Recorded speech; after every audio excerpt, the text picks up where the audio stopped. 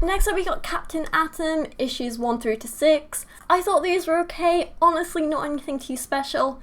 The little Flash cameo in it was pretty good, but I don't know. He feels a little too samey to some other characters. I don't think he's got anything too special, but I don't know how I feel about these. I think it'll take reading a few more issues before I know if I like Captain Atom or not. Next up, Flash issues 1 through to 8.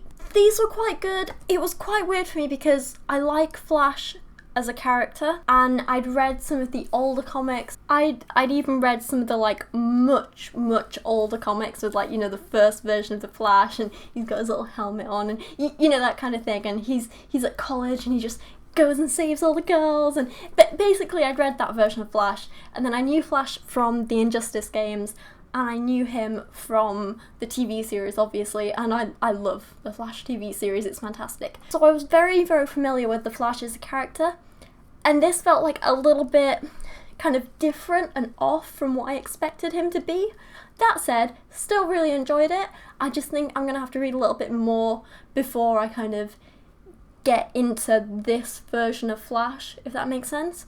Like, he's not hugely different, he's just a little bit different, you know? He's not quite as, like, geeky and weird as the Barry Allen of the TV show. I mean, he still kind of is, but he's also not. I'm not explaining this well. Why do you even watch these videos? But next up we had Wonder Woman issues 1 through to 6, and these were incredible. They were fantastic. I loved them. It was so great to kind of hear about Diana's origins. It was great to see her as such an amazingly strong character. The story was fantastic. It was, you know, very like empowering. I feel like the artwork was not as high quality as some DC comics I've read. It wasn't my favourite in terms of art style, but you know, in terms of characters and plot, wonderful. Really loved these. Next up we had Savage Hawkman, and I've not really heard of Hawkman too much again, except in different games. They're the only times I've come across him, so I didn't really know what to expect. These were quite good. There were some bits where I was a little bit confused about what was happening.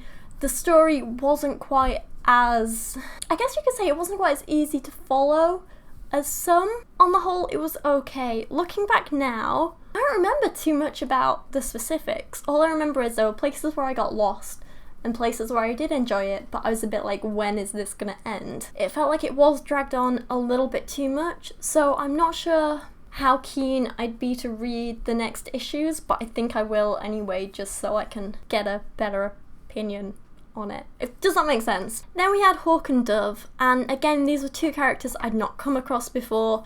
Dove, actually, we did see a little bit in, I think it was Justice League Dark, so I was vaguely familiar with her from that, but it didn't quite click until I started reading this. I was like, oh, okay, that's her. These were, again, they were okay, but I did feel a bit like, when is it gonna end? Because the story just dragged on a little bit too much. I don't want to say the characters weren't particularly enjoyable, but they just weren't particularly likable for me, and I didn't really see that kind of chemistry or that good of a dynamic between them. It was a little bit off, and I feel like I did kind of miss something in terms of who the old Dove was. I think it's that way around. So yeah, no, I definitely feel like I missed something here. Next up we had, and I hope I'm saying this right, just OMAC.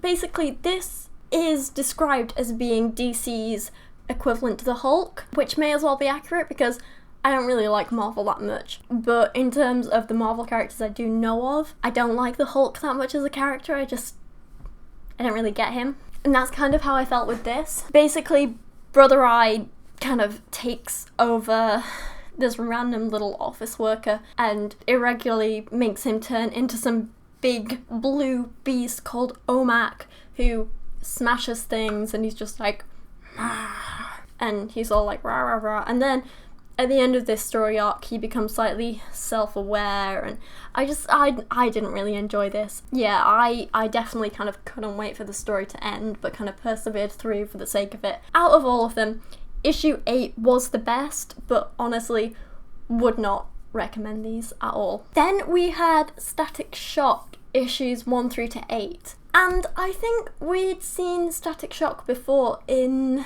I want to say, either Dove and Hawk or Savage Hawkman, and I really liked him as a character. I thought he was awesome. And then in the first few issues of this, he was absolutely incredible, and I was really, really into the story. I love him as a character. He's so smart, but he's also kind of cheeky, and I like that. But I don't know, again, by the end of this, issue 5, I just felt the story was dragging on too much, and I just got kind of bored, and his character wasn't really developing a huge amount, and yeah, there was something where I felt like these comics had a hell of a lot of potential, but it just didn't quite live up to that for me. Next up was Deathstroke issues 1 through to 8, and these were fantastic. They were just typical Deathstroke type stuff.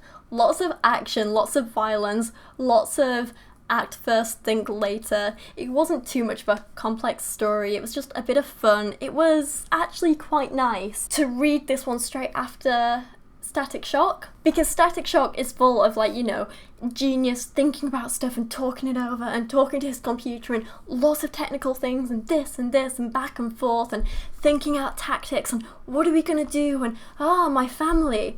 And then you get to Deathstroke and it's like, give me money, I'll kill them.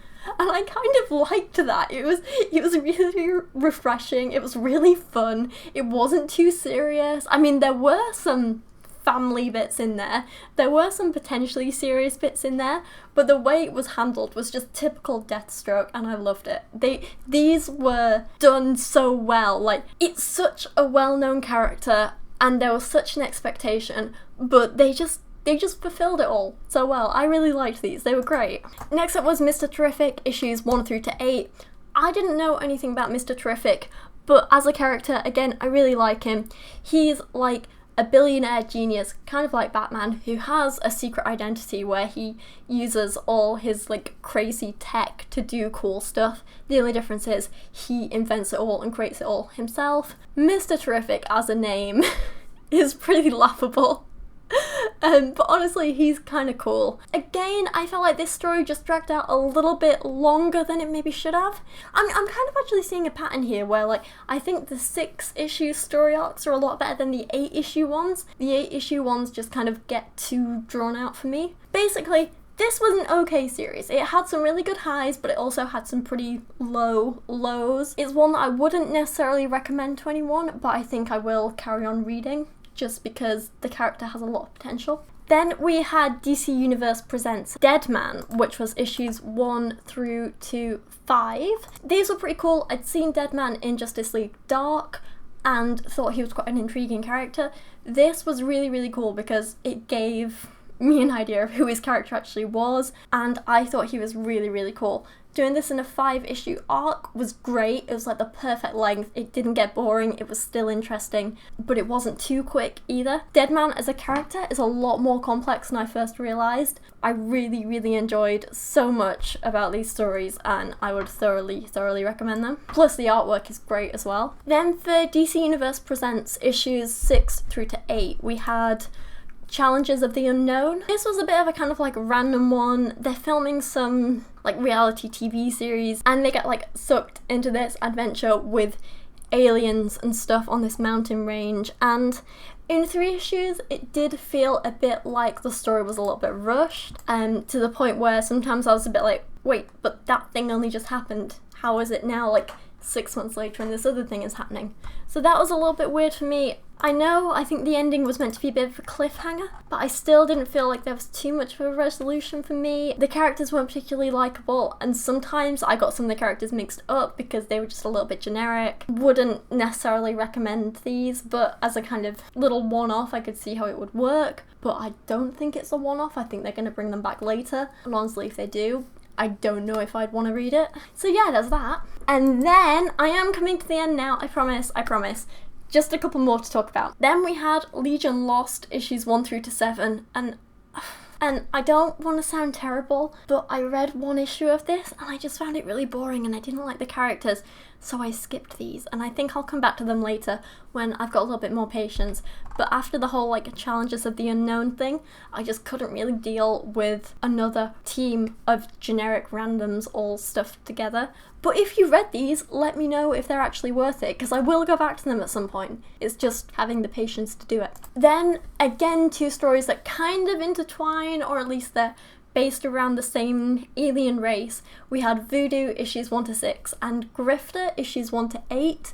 These were both really good. Like I said, kind of told about the same alien species, but from very, very different perspectives. I preferred Voodoo to Grifter, but that was just me. Then we had Resurrection Man issues 1 through to 7.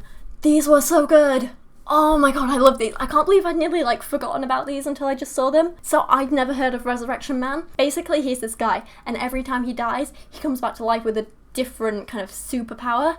It's amazing. Absolutely amazing. Again, I feel like it referenced stuff that happened before the New 52 series a little bit too much in places, so I didn't quite understand some of it. But I think they are going to go back and kind of like explain things a little bit more later. But on the whole, great characters, great story, great premise. Very, very excited to read more of Resurrection Man. Would definitely recommend.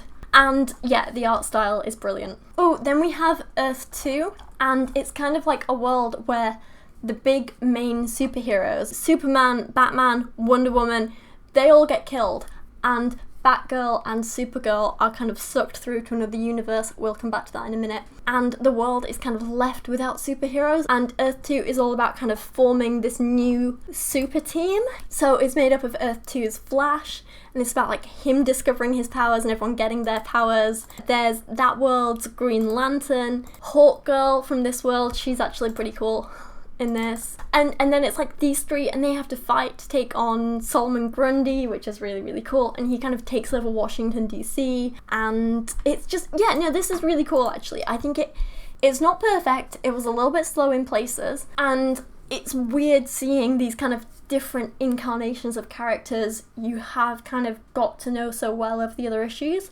But at the same time, it's kind of refreshing, and it's new, and it's fun, and I like that. And I think I would definitely carry on reading this. It's not kind of one of the first ones I'd recommend, but if you read quite a lot of DC and you want something a little bit different, definitely go for this. It's a fun one. And last up, the last kind of little series of comics that I've read are World's Finest, issues 0 through to 5. So World's Finest centers around Power Girl and Huntress, who I hadn't heard of before, but they're actually really cool. So issue 0 kind of focuses on how they got to our world. So remember how I mentioned in Earth 2, Supergirl and Batgirl get kind of like sucked through a portal? They come through to our world, and then this is the story of like how they cope with that. So the first story is a bit of them like kind of getting used to our world and what happened and so on. And then the story in kind of issues 1 through to 5 is set quite a bit later. Supergirl becomes Power Girl, and she sets up her own company with money that, because Batgirl is Bruce Wayne's daughter from Earth 2. I know it's a bit confusing. So she manages to kind of like hack into Bruce Wayne's funds in our world and steal some money, and then she becomes the Huntress, and they kind of do kind of crime fighting in our world now, because our world already has a Batgirl who's slightly different and already has a Supergirl who's also kind of different. And yeah, they basically like forge new identities for themselves in our world. And I feel like I'm not explaining this well, but this was really, really cool, and they're really cool characters, and I'd really recommend it. The next few series I have to read in order are Team 7, don't know much about them. Men of War, don't know much about them. Black Hawks, are they like a military team, I think? I'm not sure. Then Suicide Squad, Teen Titans, Stormwatch. So the next few kind of like series and arcs I've got to read. Again, it's like the first issues in those. They're all ones I'm not really familiar with, and they're going to be really new to me, so I'm pretty excited to read those. They should be good. And then after that, I get the Supergirl, Superboy, Superman first issues, which I'm also really excited to read. Whew, but there we go. That was a lot of talking, and me trying to remember things about comics I read like 2 years ago for some of that, and like 2 months ago for some others. So yeah, no, that was something a little bit different. I know I kind of didn't go too much into the specifics of some of the stories because I didn't want to give away too many spoilers. But yeah, no, I'm actually really enjoying reading this, you know, DC New 52 series, especially in this order. Like I say, it's not perfect. I will link a website below where I got this specific reading order from if you want to kind of do the same thing or follow it or just give me your comments on how it is. But yeah, sorry this was a long video, a rambly video. There was a lot of me just kind of saying, oh my god, it's so good, and it was okay. But no, let me know your thoughts on DC comics that you've read, your favourite DC characters, if you're a Wonder Woman and Flash fan like I am, and if you love Aquaman like I do and you're not afraid to say it, let me know in the comments. But for now, thank you so much for watching this, and I'll see you again soon. A huge thank you to everyone supporting me on Patreon this month, including Secular Reason, Lachie Scott, Jadeon Sheppard, Jared Moore, Sir Michael Moore and Matthew Meinema, plus everyone else who's mentioned on the end screen here and down in the description below. Like, I cannot thank you all enough, you're all incredible.